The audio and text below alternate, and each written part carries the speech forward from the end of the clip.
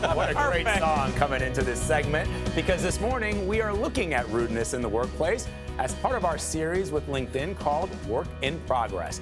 An estimated 98% of employees deal with difficult people at work.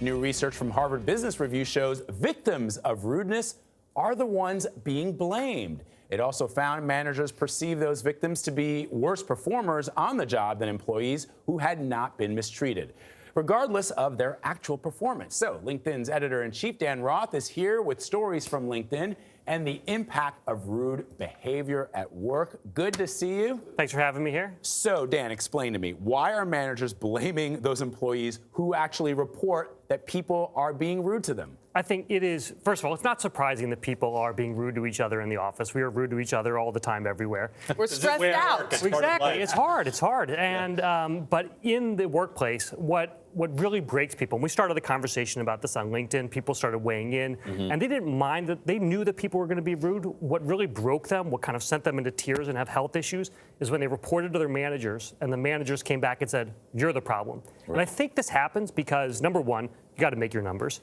Number two, you are just trying to get through the day, and someone comes to you and says, "This person's causing me a problem." Managers say, like, "I don't have time for this. I don't really want to deal with it." Yeah, Right. you deal with it, please. Let me do my job. Yeah. So that's one big thing. The other thing in the study, they say this, is that if the manager is friends with the person who is being accused of being the bully in the office or being rude, your complaint will go absolutely nowhere. You have no shot. Yeah. And we kept hearing story after story of people saying this happened to them and they had just checked out. They were not going to pay attention to work anymore. I'm literally counseling someone on this right now. Oh, yeah. So what is the effective way to deal with rudeness in the workplace?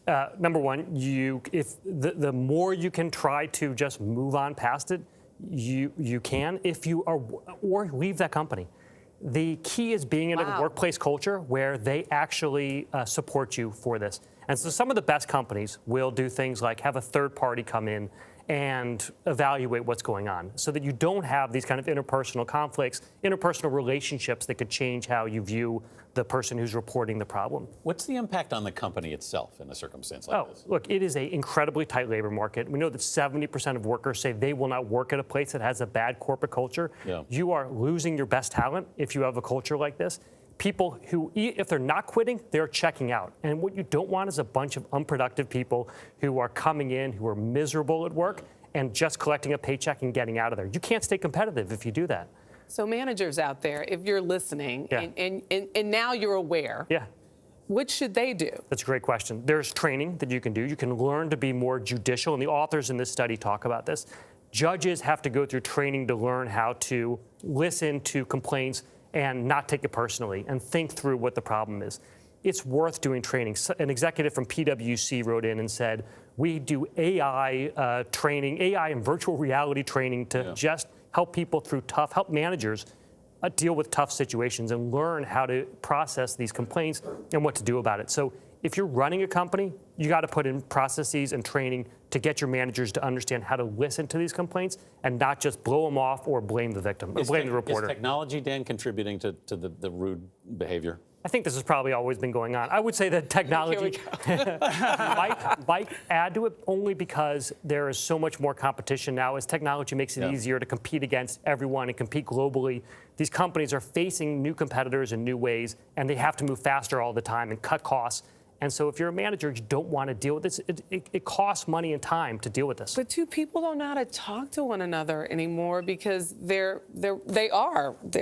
communicating with these now. Yeah, or they're being rude on those things. Yes. Where they send you rude tweets or emails. social media or rude emails. Yeah. Although I would rather have them, looking on their phone and checking videos than yelling at me in the office. So on the other hand, if like, hey, go post somewhere else instead of yelling at me or disrespecting me. I'll take that. All right. Whatever happened to the golden rule? Yeah, do absolutely. unto others. There it is. That's what I keep on my desk. Do unto others. Good manager. Thank you, That's good. Vladimir Dutier, manager and Would you like to be my boss? Dan Roth, thank you so much. Thank you.